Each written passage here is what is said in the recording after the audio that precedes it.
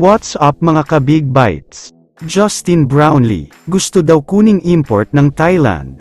Pero bago ka sana magpatuloy sa panunood ay huwag mong kalimutang mag-subscribe sa aking YouTube channel. Isang halimaw na performance na naman ang pinakita ni Justin Brownlee.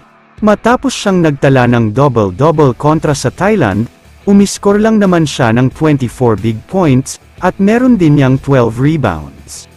Maraming bumilib kay Brownlee sa laban na ito, at sinasabing makikita daw sa kanya ang pagiging unselfish niya, hindi nga daw siya makasarili, at gusto niyang laging umiikot ang bola, gusto niyang laging involve ang mga kasama niya.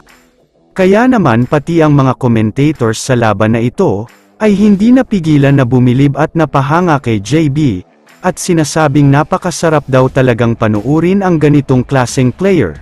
Dahil maliban sa sobrang magaling na ay napaka-humble pa niya. May isang play nga na pumasok ang 3 points niya, pero nag-sorry pa siya kay Junmar Fajardo dahil hindi niya naipase ito kahit parehong medyo open naman sila. Napansin nga ng lahat ang ginawang ito ni JB kaya napahanga talaga ang lahat sa kanya.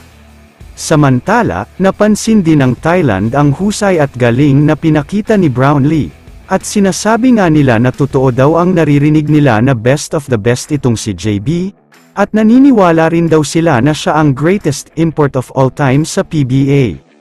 Masyado daw kasing matalino itong si JB, inaaral at binabasa nga daw nito ang depensa, at pinag-iisipan niyang mabuti ang susunod na gagawin.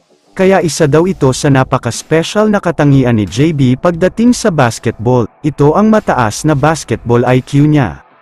Kaya naman ayon sa iba't ibang mga source, may dalawang team daw mula sa Thailand Basketball League, ang interesadong makuha si Brownlee bilang import, naniniwala daw kasi sila na malaki ang magiging contribution niya.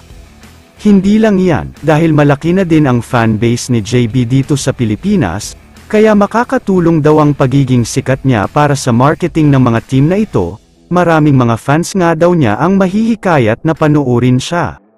Pero kung ako naman ang tatanungin, hindi lang si Brownlee ang dapat kumbinsihin ng Thailand B-League, dahil alam naman nating lahat na hawak na ng SMC Corporation at ni Boss Al Francis Chua itong si Justin Brownlee. Kaya kung gusto nilang kunin itong si JB, dapat muna silang dumaan sa mga big boss, may chance naman na makuha ng Thailand itong si JB, yun ay kung off-season ang PBA, pero nalalapit na nga ang pagbubukas ng bagong season, kaya medyo malabo pa sa ngayon ang pagkuha ng Thailand kay JB. Kaya naman kung kayo ang tatanungin, ano ang masasabi nyo sa pagkuha ng Thailand kay Brownlee? I-comment mo naman ang opinion mo tungkol sa tanong na ito. Dito na muna nagtatapos ang video na ito. Maraming salamat sa panunood mga ka-Big Bites. God bless sa inyong lahat.